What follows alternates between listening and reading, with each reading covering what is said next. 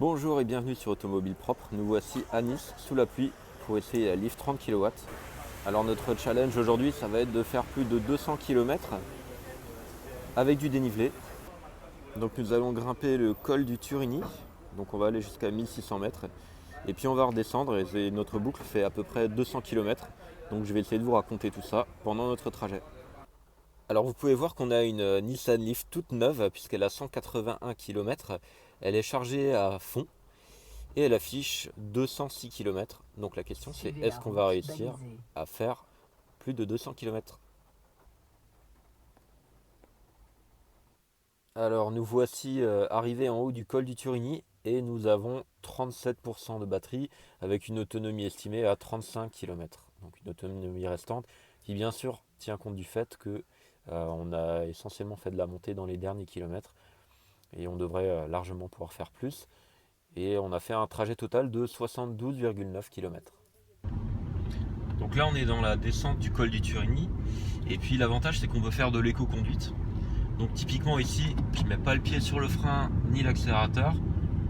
Alors c'est des techniques optimisées d'éco-conduite, mais en gros je laisse de la roue libre pour récupérer de la vitesse. Et puis après je me mets en mode brake pour récupérer de l'électricité quand j'ai besoin de freiner. Et tout ça, ça fait qu'on a une conduite optimisée pour utiliser le moins d'énergie possible.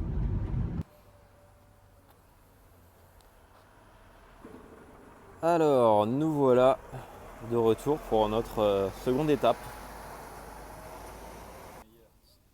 Alors on voit que on a récupéré un petit peu d'énergie et puis qu'on a réussi à faire quand même 78,9 km depuis le sommet du Turini.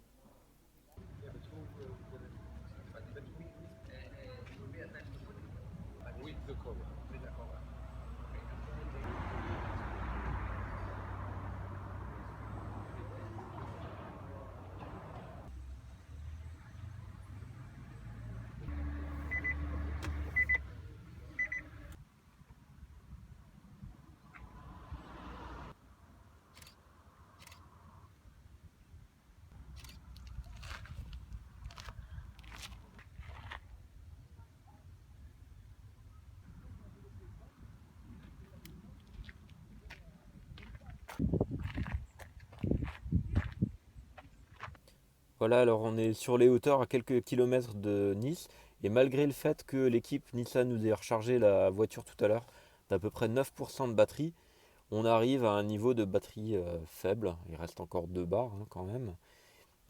Mais voilà, du coup c'est chaud pour faire les 200 km.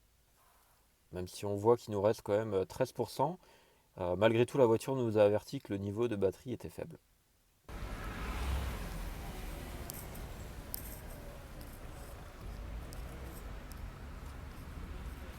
Voilà, alors on arrive à la fin de cet essai Nissan Leaf et on a réalisé 201,9 km. Donc on voit ici qu'il nous reste 16% de batterie, sachant que les équipes de Nissan nous ont rechargé à la deuxième étape de 9%. Il nous reste donc 7%, sachant qu'on a rechargé un peu dans la descente pour revenir sur Nice. Donc au final, on voit que c'est possible de faire ces 200 km d'autonomie. Toutefois, il faut bien comprendre qu'on a quand même fait beaucoup d'éco-conduite. On a vraiment fait attention quand on a roulé. Et reste à voir si on peut faire 200 km dans des conditions réelles avec le chauffage.